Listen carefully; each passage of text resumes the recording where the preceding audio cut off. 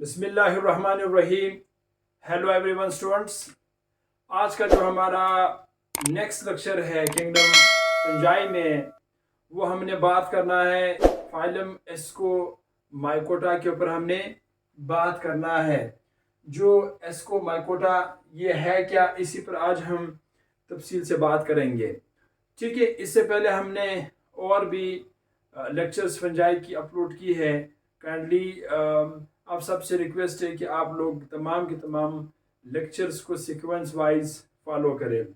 अब हमारे पास जो नेक्स्ट आज हमने बात करनी है, वो हमने एस्को माइकोटा के ऊपर बात करनी है। पहली बात तो ये है कि एस्को माइकोटा जो है ये एक फाइलम है फंजाई का, फाइलम ऑफ फंजाई। ये फंजाई का एक फाइलम है। तकरीबन इस फाइलम का ये जो एस्को का लफ्ज़ है, इसको एक लैटिन ज़ुबान का वर्ड्स है, लैटिन वर्ड्स का से निकला हुआ है। इसको का मतलब है ब्लैडर। ठीक है, इसको का मतलब क्या है? ब्लैडर। ब्लैडर। और जो हमारे पास माइकोटा का लफ्ज़ है, ठीक है, दूसरे नंबर पे हमारे पास है माइकोटा। माइकोटा का लफ्ज़ जो है वो माइकोज से ही निकला है। ठीक है, इसका लफ्ज़ हमारे पास किसी से निकला है? वो निकला है माइकोज से। माइकोज का लफ्ज़ी मतलब है फंजाई। ठीक है, माइको का लफ्ज़ी मतलब क्या है? इसका जो लफ्ज़ी मतलब है वो है फंजाई। ठीक है, वो हमारे पास दरअसल क्या है? वो है फंजाई। इसी के साथ साथ जो हमारे पास एस्को माइकोटा है, ये दरअसल सेक फंजाई, सेक लाइक फंजाई हमारे पास है। अगर मैं यहाँ पे ये लिख लूँ तो it is also called as a sac fungi. इसको हम सेक फंजाई भी कहते हैं। इसी के साथ साथ ये जो फंजाई है, ये एक एडवांस ग्रुप ऑफ फंजाई है। ठीक है, ये फंजाई का एक एडवांस ग्रुप है। ठीक है, यानी इसमें हम लिखते हैं advance group of fungi. Group of fungi है। तकरीबन इसमें जो स्पीशीज हमारे पास इंक्लूड है वो 35,000 स्पीशीज इसमें मौजूद है। 35 हमारे पास 1000 स्पीशीज इसमें तकरीबन हमारे पास स्पीशीज जो है वो इसमें इंक्लूड है। इसी के साथ साथ ये जो फंजाई है, ये हमारे पास सेप्रोट्रॉपिक्स भी हैं। ठीक है, यानी मूड ऑफ न्यूट्रिशन इसका जो है वो सेप्रोट्रॉपिक्स भी है, सेप्रोट्रॉप्स भी हैं। यानी अगर आप सेप्रोट्रॉप्स की बात करोगे तो ये जो है डेड ऑर्गेनिज्म से, या इसको हम जो है वो डेड सब्सटेंस से खुराक जो है ये रिसीव करता है। ठीक है, डेड सब्सटेंस से हमारे पास खुराक जो है वो लेता है। यानी टोटली ये डिपेंड करता है डेड ऑर्गेनिजम्स के ऊपर इसका जो फूड है। अब इनमें से हमारे पास जो एग्जांपल है सेप्रोट्रॉप्स का, वो हमारे पास एस्परगिल्स है। ठीक है, एस्परगिल्स हुआ, एस्परगिल के साथ साथ पेनिसिलियम हुआ। ठीक है, पेनिसिलियम जो है ये सेप्रोट्रॉप्स है। सेप्रोट्रॉप्स के साथ साथ ये पैरासाइटिक नेचर का भी है। यानी ये जो है वो हमारे पास क्या है, पैरासाइट्स भी है।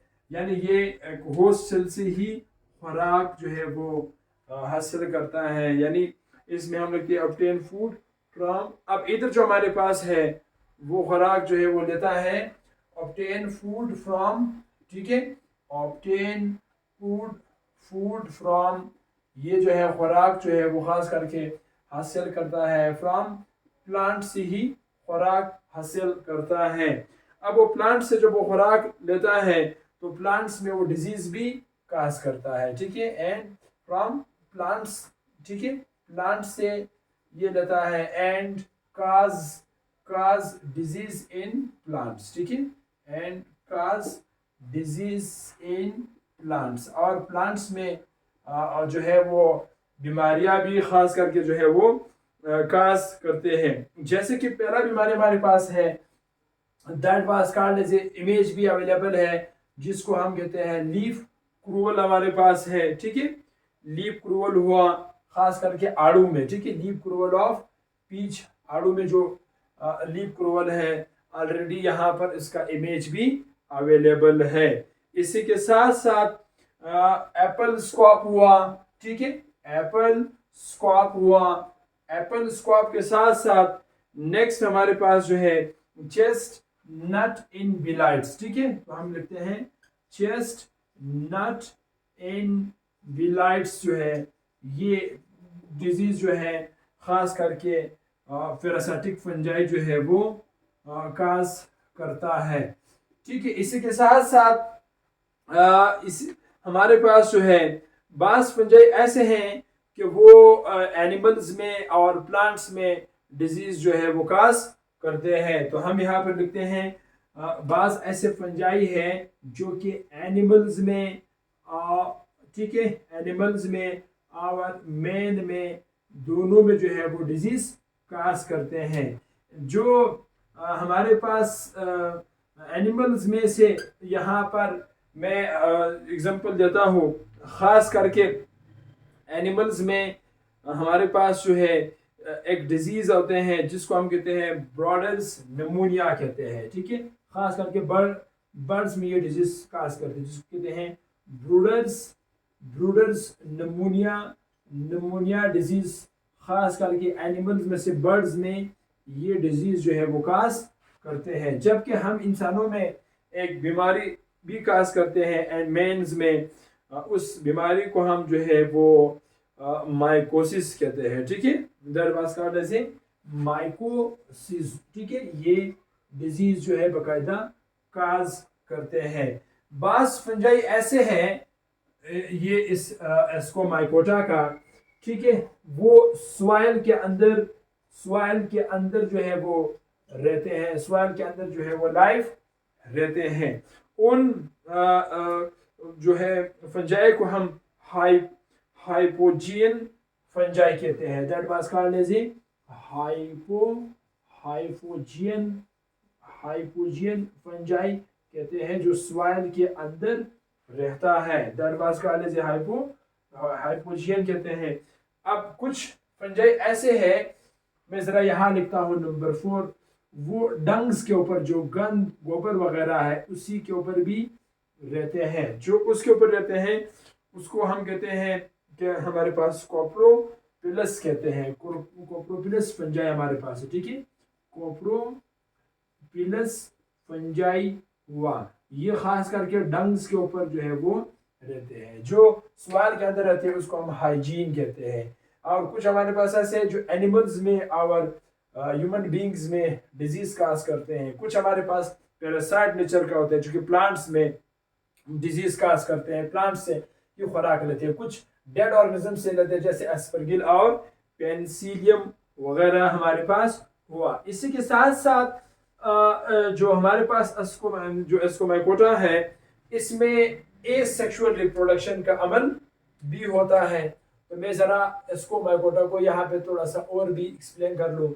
एस्कोमाइकोटा जो है, ठीक है, इसमें एसेक्सुअल रिप्रोडक्शन का अमल होता है, ठीक है, सेक्सुअल अमल भी होता है और एसेक्सुअल रिप्रोडक्शन का अमल भी इसमें होता है। अब इस एसेक्सुअल रिप्रोडक्शन अमल में जैसे कि इस पे हम तफसील से बात करेंगे, कोनिडिया हमारे पास हुआ, ठीक है, कोनिडिया हमारे पास हुआ, कोनिडिया के बाद दूसरा हमारे पास क्लेमिडोस्पोर हुआ, ठीक है, क्लेमिडोस्पोर हुआ, ठीक है, क्लेमिडोस्पोर्स हुआ। नंबर 3 जो है क्लेमिडोस्पोर के बाद जो है नेक्स्ट हमारे पास जो है वो है ओडिया हुआ, ठीक है, नेक्स्ट हमारे पास जो है वो क्या है, वो ओडिया है।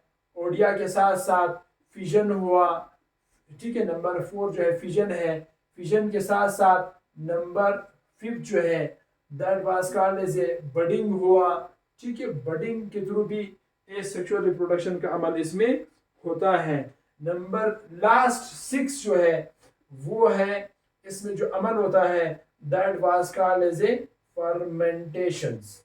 ठीक है, इन तमाम जो हमारे पास डिफरेंट टाइप्स की जो एसेक्सुअल रिप्रोडक्शन है वो हम जब इस एस्कोमाइकोटा में जब आगे जाएंगे तो वहां पर हम इस पर तफसीली जो है वो बात इसमें करेंगे।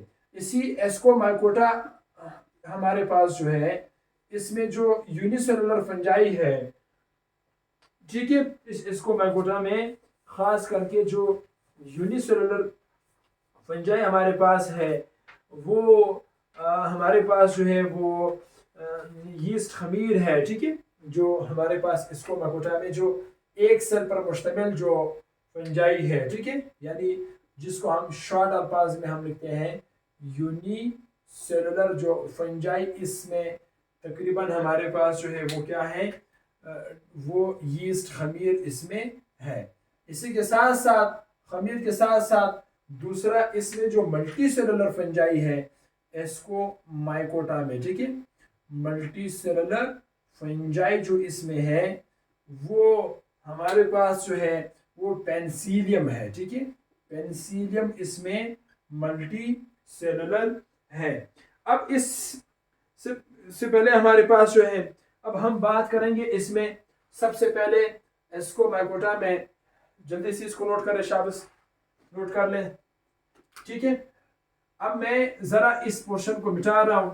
यहाँ पे मैं बात करूंगा जो पहले यूनिसेलुलर जो फंजाई है जरा उसके ऊपर मैं बात करूंगा। उसमें हमारे पास जो है डियर स्टूडेंट्स कौन कौन से जो फीचर्स है वो उसमें मौजूद है, ज़रा हम पहले उसी के ऊपर ही बात करेंगे। अब ये जो कुछ टर्म्स मैंने इधर लिखा है जैसे कोलोडिया है, क्लेमिडियोस्पोर है, ओडिया है, फिजन है, ये अब मैं जब इसके ग्रुप्स में जाऊंगा मुख्तलिफ फंजाई की तो वहाँ पर ये ऑलरेडी उसमें इंशाल्लाह डिस्कस मैं कर लूँगा। जैसे कि यीस्ट में बडिंग होता है और बडिंग के साथ साथ उसमें फिजन का अमल होता है, तो बाकी भी टर्म्स साथ में मैं एक्सप्लेन अभी इंशाल्लाह प्रीवियस लेक्चर में या नेक्स्ट कमिंग लेक्चर में या इस लेक्चर में इसको हम एक्सप्लेन करेंगे। अब यहाँ पर सबसे पहले हम बात करेंगे यीस्ट पे। ठीक है, फर्स्ट वन हम बात करेंगे यीस्ट के ऊपर। ठीक है, कि खमीर हमारे पास जो है नंबर फर्स्ट है, एक यूनिसेलुलर है that was called as a yeast. देखिए पहली बात तो ये है कि यीस्ट जो है ये एक यूनिसेलुलर एस्कोमाइकोटा फंजाई है। ठीक है, एस्कोमाइकोटा फंजाई हमारे पास है। अब ये जो यूनिसेलुलर हमारे पास फंजाई खमीर है, इसका जो साइंटिफिक नेम है, ठीक है, जो बॉटनिकल नेम इसका जो है यीस्ट का, वो हमारे पास सैक्रोमाइसी है। ठीक है, सैक्रोमाइसी जो है वो इसका जो है वो बॉटनिकल नेम है। इसी के साथ साथ जो खमीर हमारे पास है, खमीर जो है ये यूज होते हैं फर्मेंटेशन में। ठीक है, तो यहाँ पे हम लिखते हैं इट इज यूज्ड इन फर्मेंटेशंस। ये खास करके फर्मेंटेशन में यूज होते हैं, fermentation in baking of bread. ठीक है, इन बेकिंग ऑफ ब्रेड्स, ब्रेड बनाने के लिए ही ये खास करके जो है वो ब्रेड में यूज होते हैं। अब इनका एक खास टाइप है यीस्ट का जिसको हम कहते हैं सैक्रोमाइसी सर्वेकस कहते हैं। ठीक है, that was called as a saccharomyces, मैं यहाँ जरा लिखता हूँ, that was called as a saccharomyces. ठीक है, माइसी सर्वेसी कहते हैं। ठीक है, that was called as a cerevisiae कहते हैं उसको। ठीक है, this is called as a cerevisiae उसको कहते हैं। ठीक है, सैक्रोमाइसी सर्वेसी इसको कहते हैं। सैक्रोमाइसी सर्वेसी जो है इसको एक और नाम से भी, कॉमन नाम से भी पुकारा जाता है। Commonly it is also commonly commonly known commonly known as bakeries. ठीक है, इसको जो है वो बेकरी सीज कहते हैं। ठीक है, known has a bakery seas कहते हैं, या इसको एक और नाम से भी पुकारा जाता है।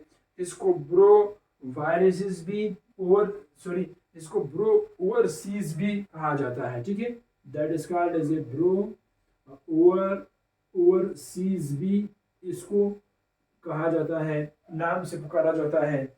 इसी के साथ साथ ये जो हमारे पास यीस्ट है, इसका सलवाल जो है, सलवाल कंपोजिशन जो है, ठीक है, इसका जो सलवाल बना है वो काइटन से बना है।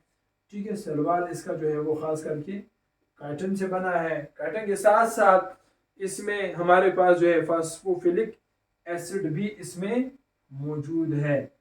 फास्फोफिलिक, ठीक है, फास्फोफिलिक एसिड भी इसमें मौजूद है, एंड ग्लाइकेगॉन भी इसमें मौजूद है।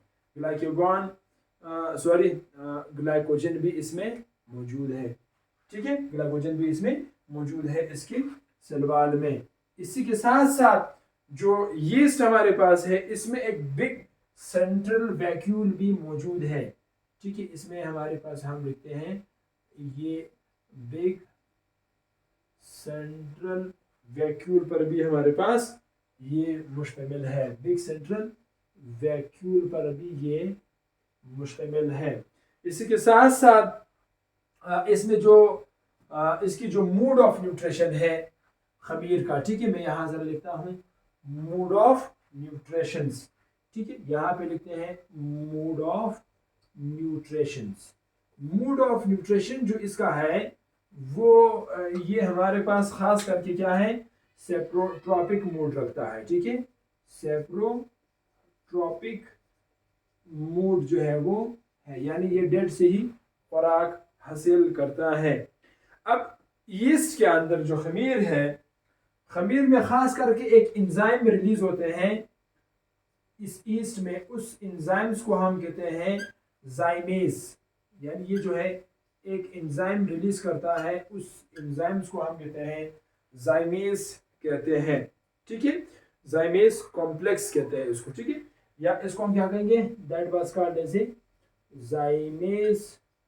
जाइमेज, या इसको दूसरा नाम से भी पुकारा जाता है, इसको एंजाइम्स कॉम्प्लेक्स भी कहते हैं।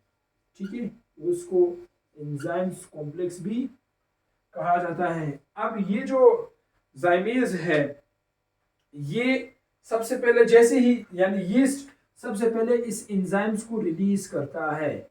जैसे ही रिलीज करता है किसी भी फूड पर, तो ये क्या करता है, सबसे पहले उस खुराक को डाइजेस्ट करता है। जैसे ही उस खुराक को डाइजेस्ट कर लेता है, डाइजेस्ट करने का मतलब ये है कि उस कॉम्प्लेक्स शुगर को सिंपल शुगर में कन्वर्ट करना।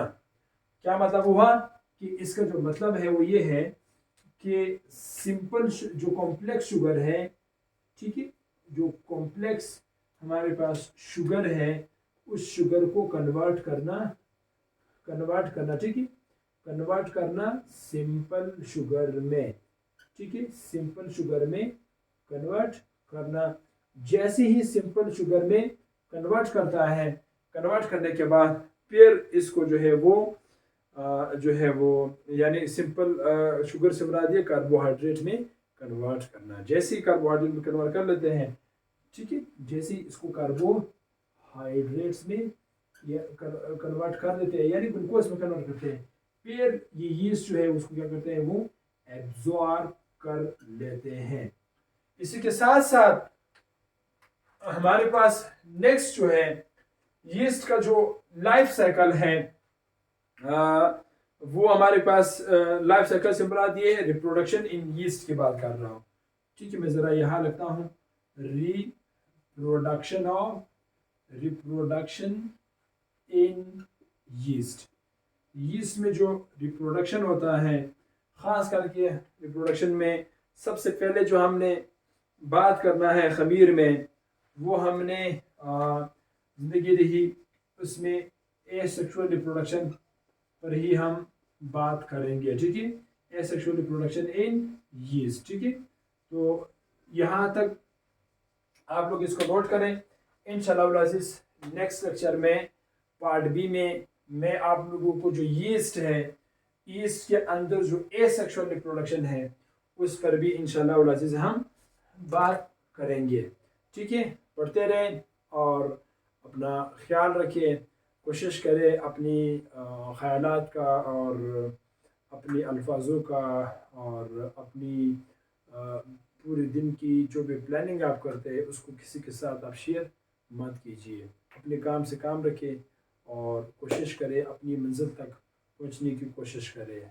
हर गम से हर उस काम से अपने आप को दूर रखें जो आपको आपके डेस्टिनेशन से आपको दूर करता है, ठीक है।